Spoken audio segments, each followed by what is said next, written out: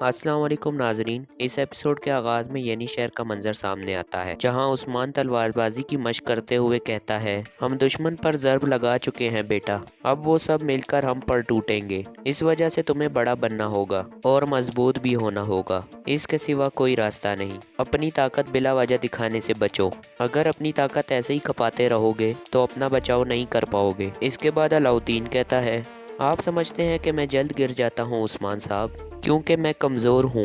پھر عثمان کہتا ہے، تو پھر اپنا دفاع جاری رکھو۔ اس کے بعد عثمان اس کا ہاتھ پکڑ کر اٹھاتا ہے اور اسے کہتا ہے، مشق کا وقت تمام ہوا، اب جا کر تعلیم حاصل کرو۔ اتنے میں بالا خاتون وہاں آ جاتی ہیں اور کہتی ہے، بچے پر سختی بہت ہوئی، اب اپنی برابر کی شخصیت کے ساتھ مشق کیجیے۔ پھر عثمان کہتا ہے، کیا تم میرے برابر ہو؟ یہ سننے کے بعد بالا کہتی ہے، برابری تو میدان جنگ میں ظاہر ہوتی ہے پیارے عثمان۔ اس کے بعد عثمان اور بالا کے درمیان تلوار بازی شروع ہو جاتی ہے۔ کچھ ہی دیر میں بالا عثمان کی گردن پر تلوار رکھ دیتی ہے، آپ اب بھی پہلے کی طرح طاقتور ہے عثمان۔ پھر عثمان بھی بالا کی تلوار پیچھے کر کے کہتا ہے، اور تمہاری خوبصورتی بھی ہمیشہ کی طرح برقرار ہے، بالکل پہلے دن جیسی۔ اتنے میں برہان ایک سپاہی کو لے کر وہاں پہنچتا ہے اور کہتا ہے، یہ کستون دنیا جانے والا سپاہی حسن ہے۔ اس کے بعد عثمان ایک لپٹا ہوا خنجر اٹھا کر کہتا ہے، یہ شہنشاہ کے حوالے کرنا ہے، یہ خنجر خط میں لکھی تحریر کا ثبوت ہے، قسطن دنیا پہنچ کر کونور کو دے دینا، راستے میں ہم پر حملہ کرنے والے وہاں بھی چین سے نہیں بیٹھیں گے۔ تو سپاہی حسن کہتا ہے، میں مزید 2 سپاہی لے کر وہاں روانہ ہو جاؤں گا، جان کی بازی لگا کر وہاں پہنچوں گا حضور۔ یہ کہنے کے بعد وہ سپاہی روانہ ہو جاتا ہے۔ اس کے بعد عثمان برہان کو کہتا ہے، احتیاطی تدابیر بڑھا دو، گھوڑوں کا بھی خیال رکھو، دشمن مختلف ہے اور حملہ بھی وہ مختلف انداز سے کرے گا، مگر ہم بھی اب پہلے جیسے نہیں رہے۔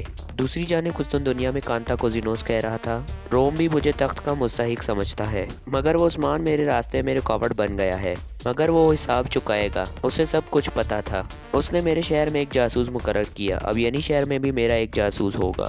دوسری طرف ہمیں دکھایا جاتا ہے کہ فریق کسی کے شکار کی تلاش میں تھی اور سپاہی حسن بھی اس قسطن دنیا روانہ ہو گیا تھا۔ پھر فریق ان کے راستے میں کھڑی ہو جاتی ہے۔ پھر حسن پوچھتا ہے، کون ہو تم اور کیا چاہتی ہو؟ پھر فریق کہتی ہے، آپ لوگوں کے لیے ایک تحفہ لائی ہوں۔ یہ کہہ کر وہ 2 خنجر نکال کر پھینکتی ہے اور حسن کے دونوں ساتھی سپاہیوں کا خاتمہ کر دیتی ہے۔ یہ دیکھ کر حسن گھوڑے سے اتر کر اس پر حملہ کر دیتا ہے، لیکن فریق اسے بھی مار دیتی ہے اور وہ شہید ہو جاتا ہے۔ اس کے بعد وہ حسن کے تھیلے سے عثمان کا دیا ہوا خنجر اور خط نکال لیتی ہے اور مسکراتے ہوئے کہتی ہے، میں مارتا ہوں اور یہاں یعنی شہر میں تاجر بن کر آئی ہوں، یقیناً آپ لوگ مجھے بہت پسند کریں گے۔ دوسری طرف کوزینوس کہہ رہا تھا، تمہارے آس پاس موجود ہر شخص کو چھین لوں گا عثمان، تمہارے سرداروں کو ایک ایک کر کے ختم کروں گا۔ عثمان کو بزدل شہنشاہ سے معاہدہ کرنے دو، میں اس معاہدے کے ٹکڑے ٹکڑے کر دوں گا۔ اس کے بعد ماکری قصبے کا منظر سامنے آتا ہے۔ اولف اور اس کے سپاہی قصبے میں داخل ہو جاتے ہیں اور قتل عام شروع کر دیتے ہیں۔ ان کے ہاتھوں میں کلہاڑے تھے اور وہ مسلسل وہاں کے لوگوں کا خاتمہ کرنے لگتے ہیں۔ ادھر کوزینوس کہہ رہا تھا، تخت روم کے سارے بچوں سے طاقت کا وعدہ کرتا ہے اور میں تمہارے بچے چھین لوں گا عثمان۔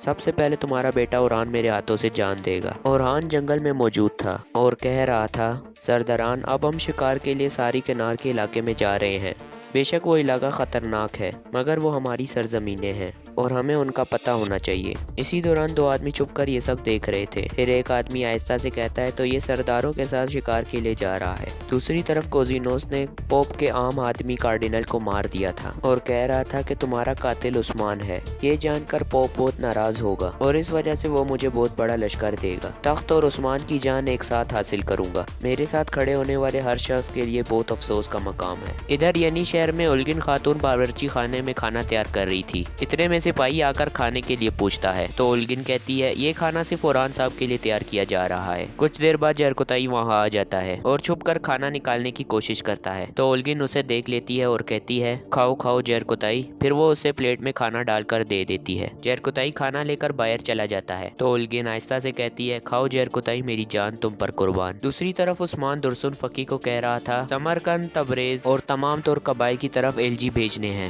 وطن کی حفاظت تلوار سے ہوتی ہے مگر حکمرانی قلم سے کی جاتی ہے، اسی لیے علماء اور فقہا کو بلاوا دیجیے کہ وہ ہماری زمینوں پر تشریف لائیں اور رونق بخشیں۔ درسن فقی کہتا ہے، حضور یہ بات تو خوشخبری کی ہے، سب کو پتہ ہونا چاہیے کہ فتوحات علم کے منور سے ہوتی ہے اور یہ خوشخبری یعنی شہر کو علم کا مرکز بنائے گی۔ اس کے بعد عثمان کہتا ہے، ہم جو نئے شہر بنانے کے خواب دیکھ رہے ہیں مگر اس کے لیے کیا کرنا ہے یہ ہم کبھی نہیں بھولیں گے، اسی وجہ سے ہم کارا جیسار کی صورتحال جاننے کے لیے جا رہے ہیں۔ یہ کہہ کر عثمان اپنے سپاہیوں کے ساتھ روانہ ہو جاتا ہے۔